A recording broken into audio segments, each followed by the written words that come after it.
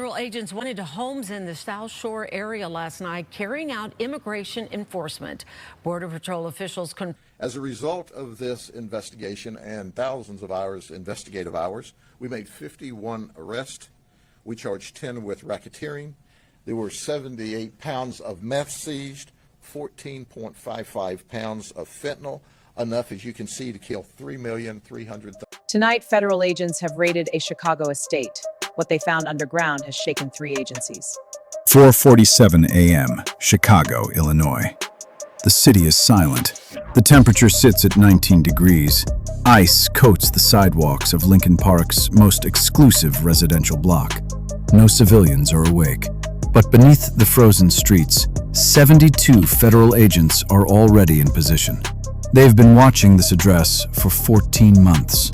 Tonight, the watching ends. What they are about to find beneath a $6.8 million private estate will upend a federal agency, expose a classified Pentagon breach reaching back 8 years, and connect one of Chicago's most celebrated couples directly to the highest tier of the Sinaloa Cartel. 351 people arrested, 12.9 tons of narcotics seized, $27.4 billion in laundered assets traced. This is not speculation.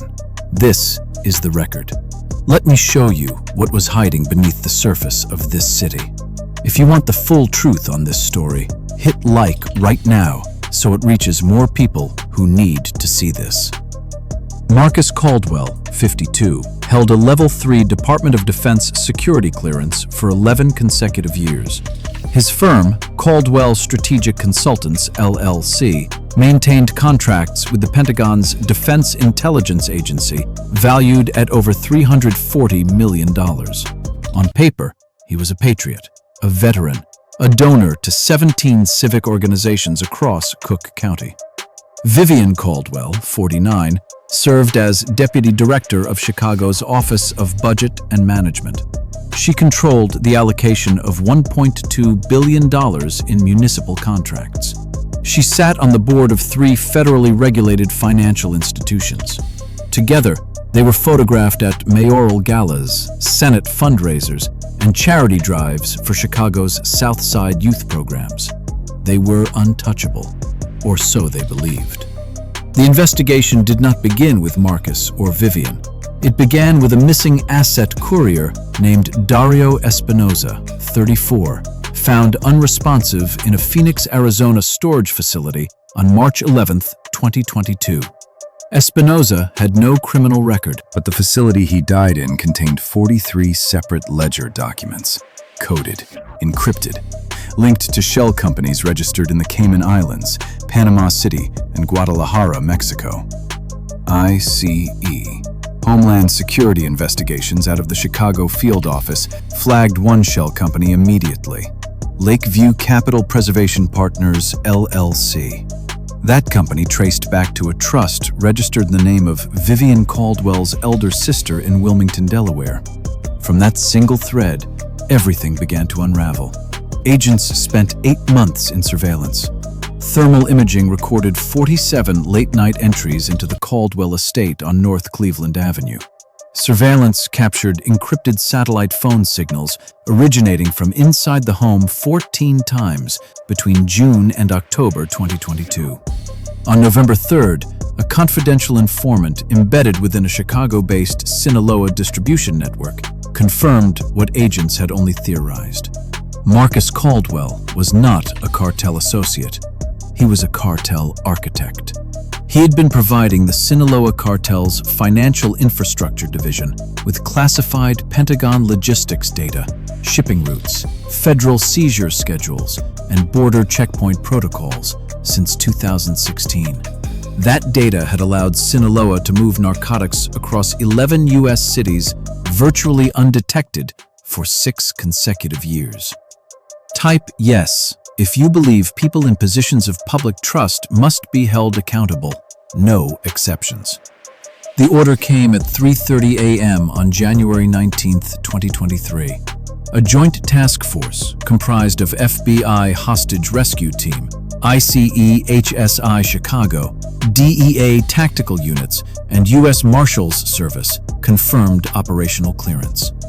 41 arrest warrants, 17 search warrants across 9 cities.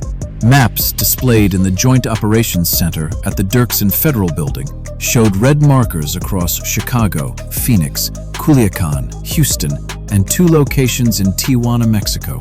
The operation was designated Task Force Iron Vault. It was not chaos.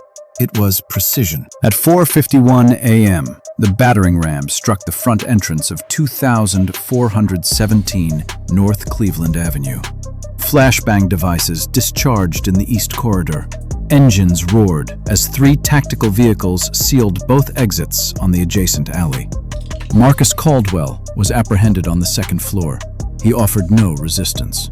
Vivienne Caldwell was located in the basement, but not in any room that appeared on the architectural plans submitted to the city in 2019. She was found behind a reinforced false wall inside the home's mechanical room. What was behind that wall was not a panic room. It was an operational bunker. Agents moved with speed and purpose through a 2,200 square foot subterranean facility that the city of Chicago had no record of.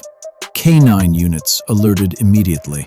6 metal cases stacked along the north wall contained 847 kilograms of fentanyl, enough to kill every resident of Cook County 3 times over.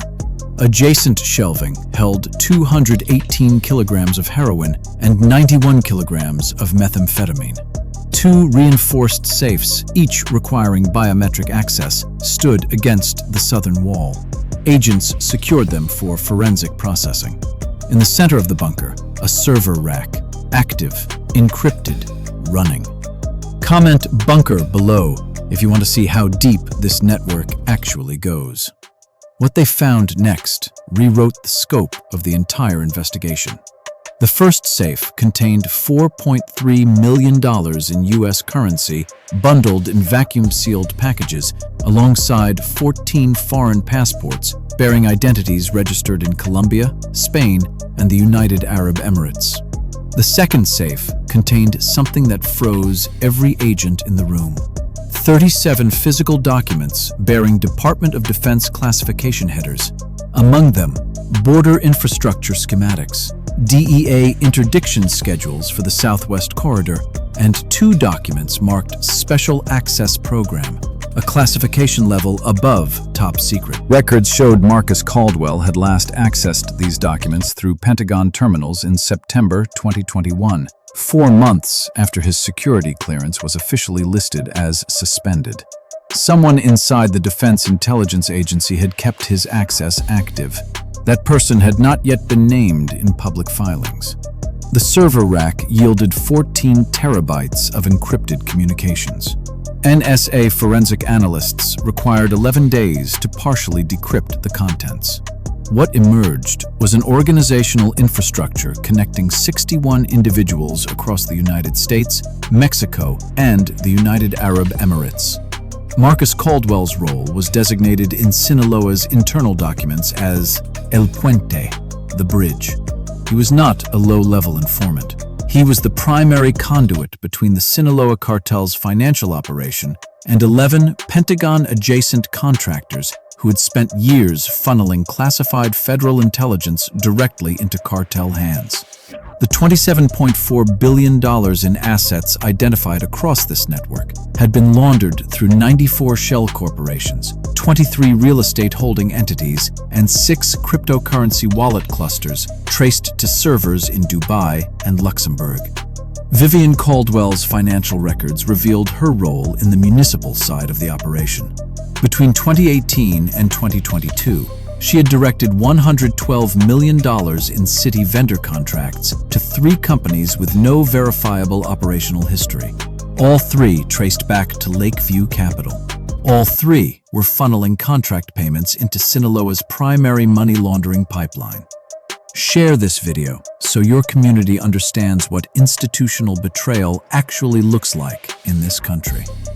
By 7:15 a.m. on January 19th, Simultaneous raids executed across Houston, Phoenix, and the Chicago Pilsen and Humboldt Park neighborhoods had yielded an additional 303 arrests. Combined with the Caldwell estate operation and 9 supplemental warrant executions, the final arrest total reached 351. Republicans seized 217 firearms, including 11 weapons with filed serial numbers, alongside 38 vehicles and 14 properties. The combined estimated street value of narcotics recovered totaled $680 million. Institutions from the Chicago City Council to the Pentagon's Inspector General opened internal investigations within 72 hours of the arrests. The shock spread faster than news alerts.